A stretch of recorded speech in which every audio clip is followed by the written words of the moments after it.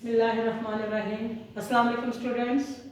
आज हम लेवल 4 के लिए unit number 3 chapter number 1 long long ago exercise के साथ आपके सामने पेश हैं, हाजिर हैं आपके सामने। आज हम इसके question number 1, question number 2 and question number 3 जो कि ऑलरेडी आपकी वर्कबुक में शामिल हैं, इनकी एक्सप्लेनेशन करेंगे और होप कि आप लोगों को बेटा जितना काम करवाया जा रहा है आप लोग साथ साथ इसकी लर्निंग कर रहे होंगे, तो किसी दिन आपका बताकर क्विज भी लिया जाएगा। Okay, question number 1, what do archaeologist do, how does their work help historians. के जो आर्कियोलॉजिस्ट हैं, माहिर आसार कदीमा, ये क्या काम करते हैं। How does their work help historians, और उनका किया गया काम किस तरह तारीख दानों की हेल्प करता है, किस तरह तारीख दानों की मदद करता है। Archaeologists are people who study ancient buildings and other physical remains of humans. Archaeologist का काम है, क्या काम है कि ऐसी बिल्डिंग्स जिनमें कोई नहीं रहता, जो गैर आबाद हैं, चाहे कोई वो जगह हैं, तो ऐसे लोगों के बारे में, जगहों के बारे में, पुराने से पुराने लोगों के बारे में या जगहों के बारे में, बिल्डिंग्स के बारे में सर्च आउट करना, उनको स्टडी करना, और जो बचा कुचा सामान जो हमसे पहले वक्तों में लोग रहते थे, जो कुछ वो इस्तेमाल करते थे, चाहे वो कॉइन्स थे, ज्वेलरी थी, पोर्ट्स थे, उनके पेंटिंग्स थी, उनकी ये तमाम जो बाकियात हैं ये उनकी स्टडी करते हैं।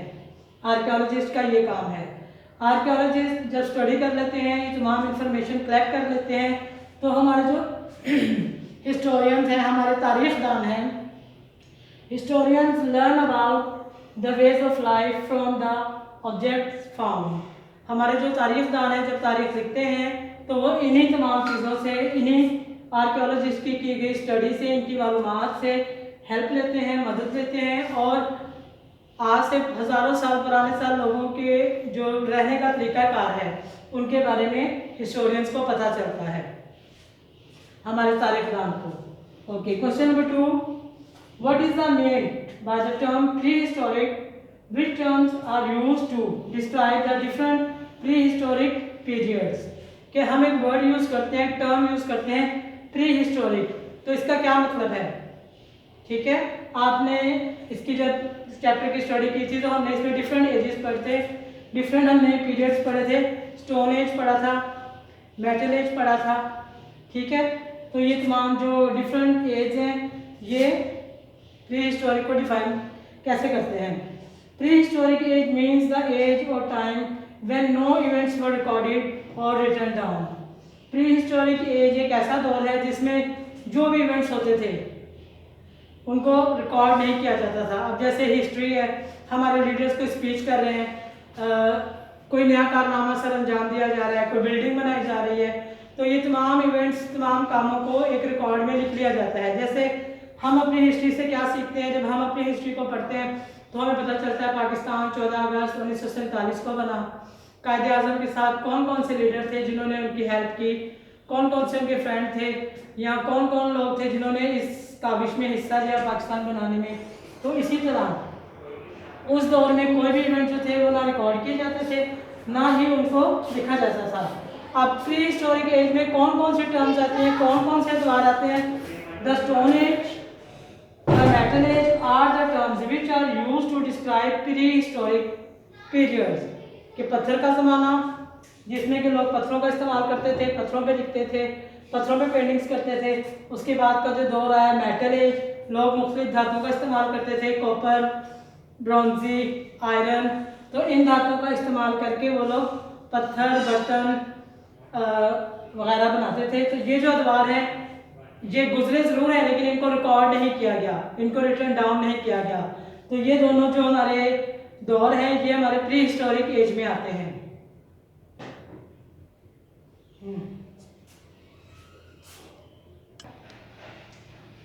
Question number 3, explain the use of the letters AH, BC and AD।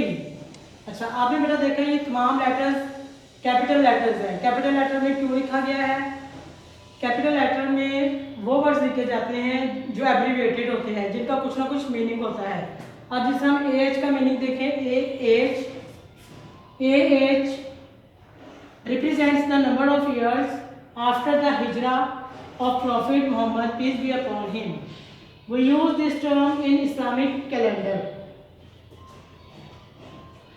As जो है वो नबी करीम सल्लल्लाहु अलैहि वसल्लम ने, जैसा कि आप लोगों ने अपनी किताबों में इस्लामियात में पढ़ा होगा कि जब नबी करीम सल्लल्लाहु अलैहि वसल्लम मक्का के रहने वालों से, मक्का के लोगों से तंग आ गए, उन्होंने जुल्म की, नबी करीम सल्लल्लाहु अलैहि वसल्लम पर जुल्म की इंतहा कर दी, तो नबी करीम सल्लल्लाहु अलैहि वसल्लम मक्का से हिजरत करके मदीना चले गए।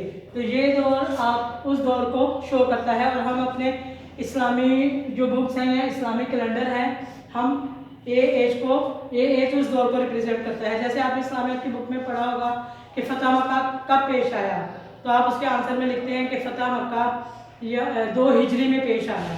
तो एज रिप्रेजेंट योर हिजरी, ठीक है, हिजरी को रिप्रेजेंट कर रहा है। BC, अब देखिए ये भी कैपिटल लेटर में लिखा हुआ है। B stands for before, C stand for Christ.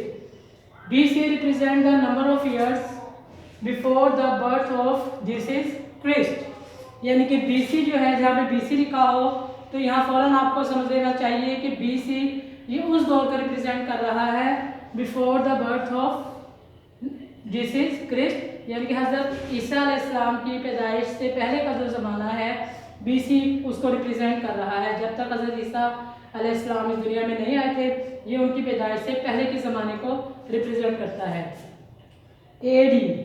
AD represents the number of years since the birth of Jesus Christ, कि जब हज़रत ईसा अलैहिस्सलाम की पैदाइश हो गई, तो हज़रत ईसा की पैदाइश से जो दौर शुरू हुआ, जो ज़माना शुरू हुआ, उसको ये हमारे लेटर AD शो करते हैं, उन सालों को शो करते हैं। तो उम्मीद है बेटा आप लोगों को क्वेश्चन आंसर्स की समझ आई होगी। इसी अंडरस्टैंडिंग के साथ आप लोग इन क्वेश्चंस के आंसर्स को याद करें और अपने एग्जाम्स की तैयारी करें। टिल देन, अल्लाह हाफिज़।